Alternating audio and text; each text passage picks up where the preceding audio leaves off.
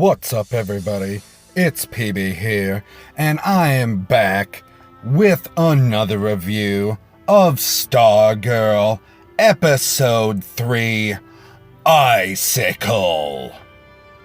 That's it. It's just one word, because that's the character that they introduce from the Injustice Society of America, which, if you saw any of the previews, that's not a spoiler. Everybody knew that was coming, so just, relax. Everyone relax. The spoilers come at the end of the video. So, we do the non-spoiler part first, and then we'll get into the spoilers afterwards. But just let's get into it. So if you're excited about Stargirl, go ahead and hit that like button. If you've never been here before, go ahead and hit that subscribe. We'll start talking about Stargirl Episode 3, Icicle, right now. Well, this story, they keep it pretty consistent. It picks up where it leaves off.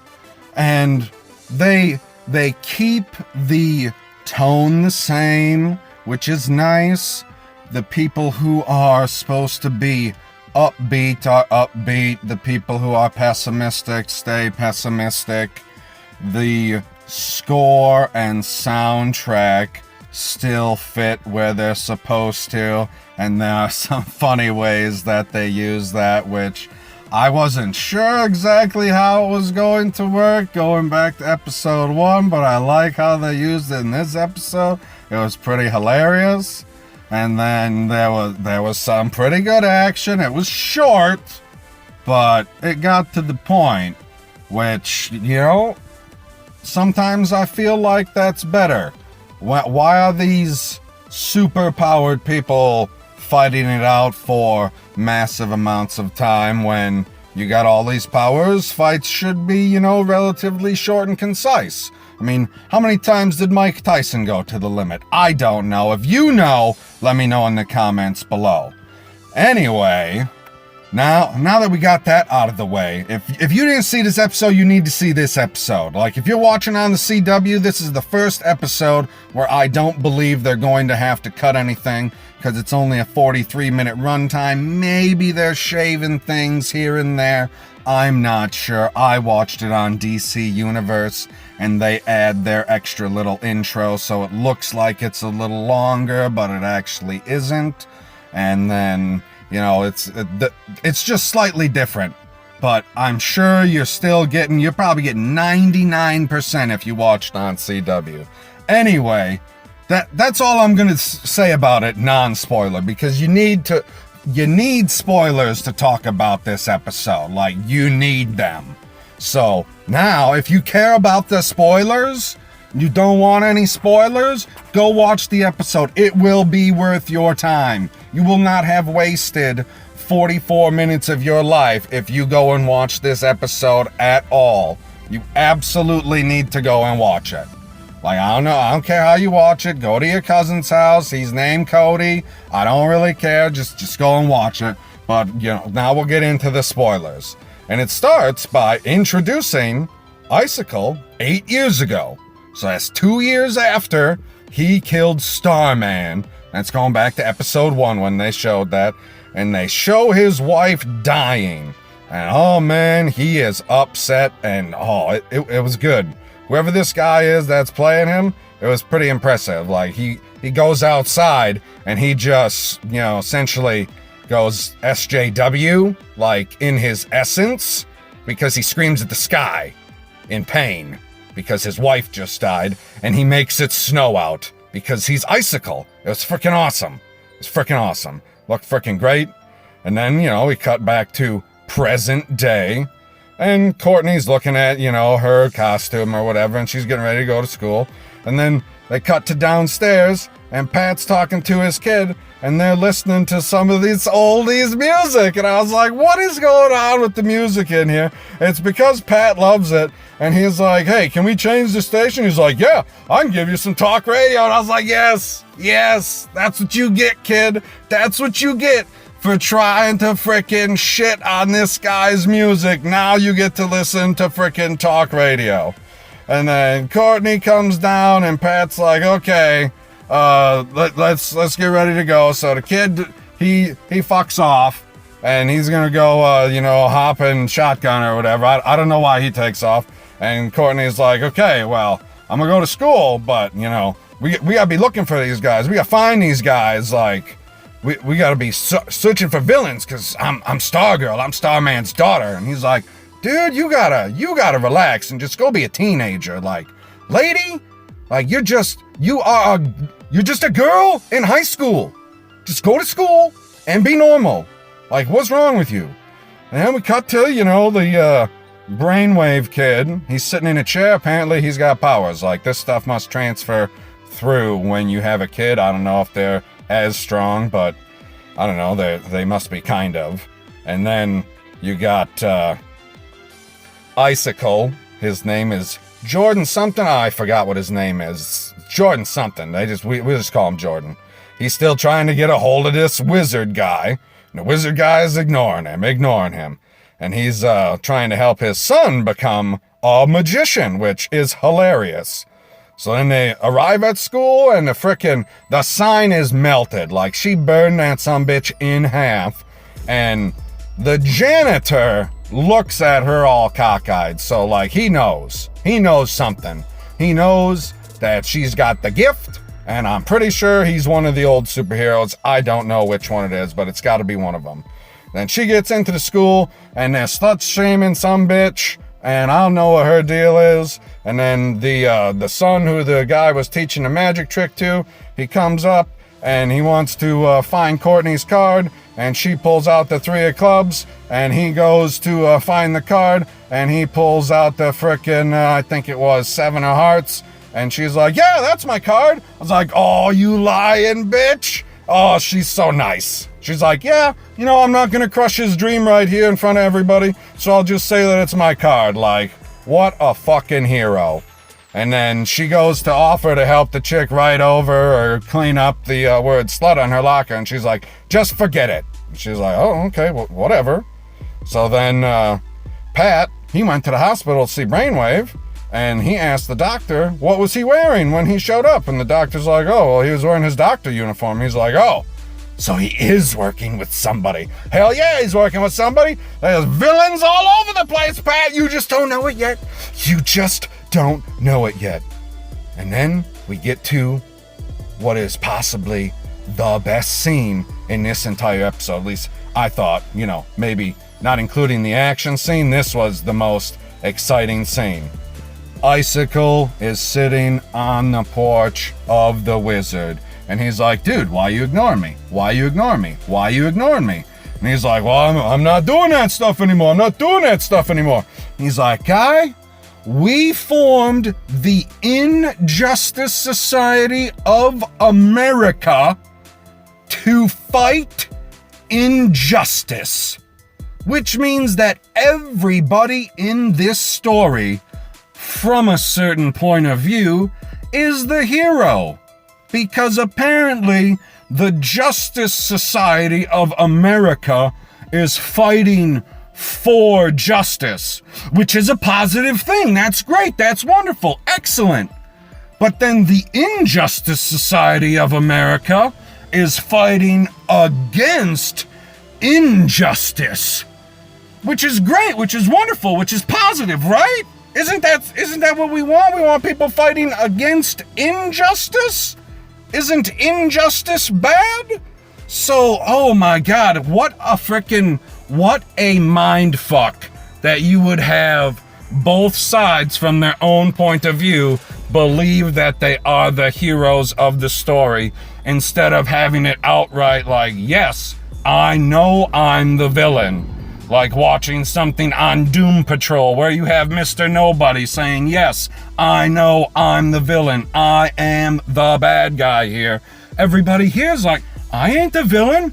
I'm just here to fight injustice. But do the ends justify the means? That is the question. That is the question in Where You Lie.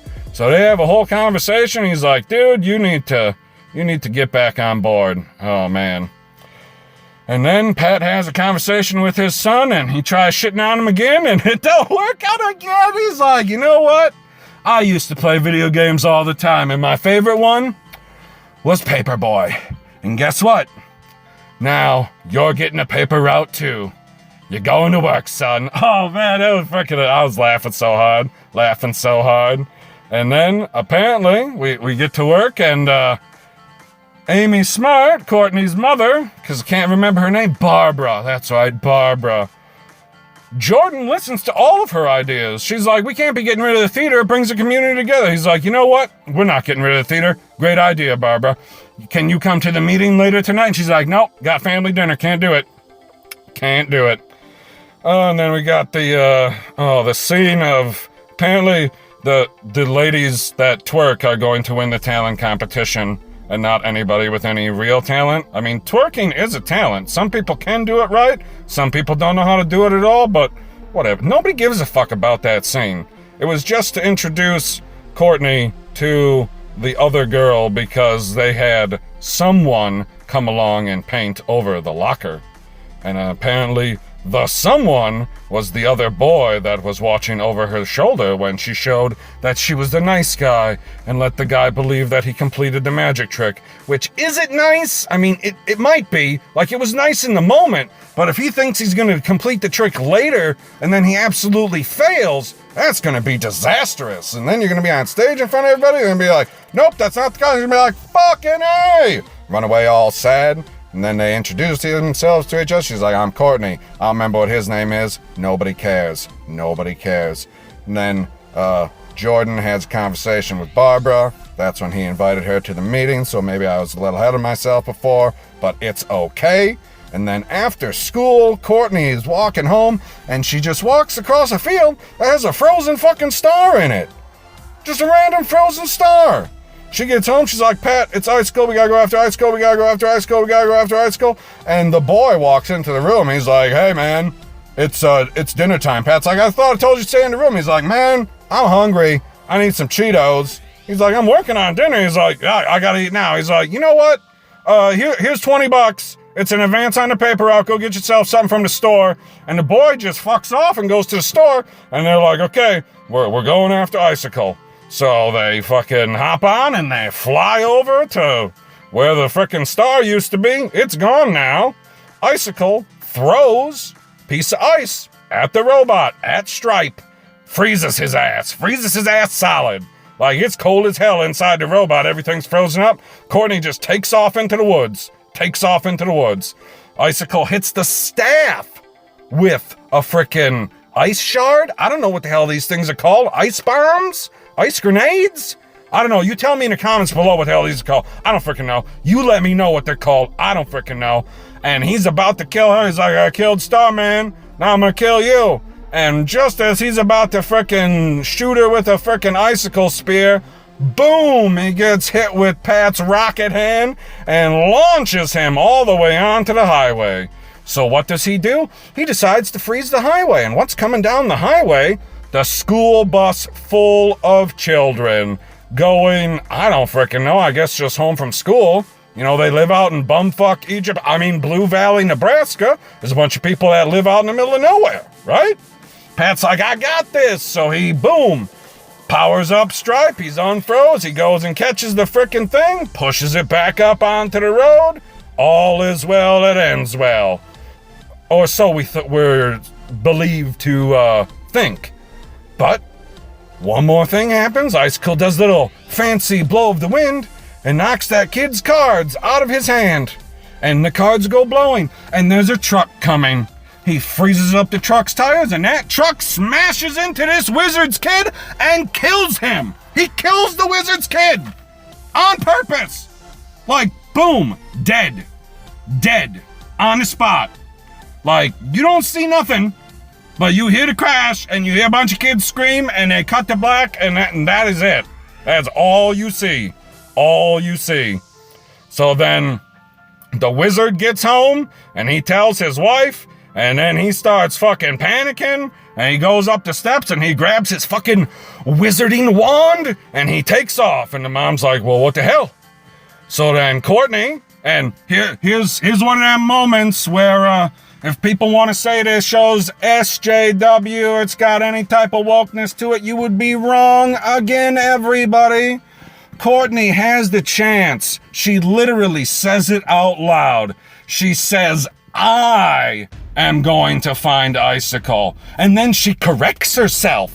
She changes what she said. And she said, no. I maybe added some no's. She didn't say no. That's just me adding a little emphasis because I feel like that's what we're meant to feel in the scene. And she changes it from an I to a we. Me and Pat Stripe, we're going to find Icicle and we're going to make him pay because we're fighting for justice, not injustice. And that's what happens. They talk about it, and then Pat's like, you know what? I'm gonna take you somewhere. And he takes him to the Hall of Justice, where the Justice Society of America has all of their trinkets, per se. Like, the Flash's helmet is there, Dr. Midnight's owl is there. The owl's been sitting there for 10 years. Who is feeding this owl? I have no idea who's feeding this owl. What do owls feed on? I know they feed on rodents. Like, I don't know what a domesticated owl feeds on. Like, I don't have a pet owl. All of my pets have fur. We're talking about 3 dogs and a cat. I don't own a bird. I don't know what an owl eats. I thought they eat mice. I'm not gonna buy mice to feed to an owl.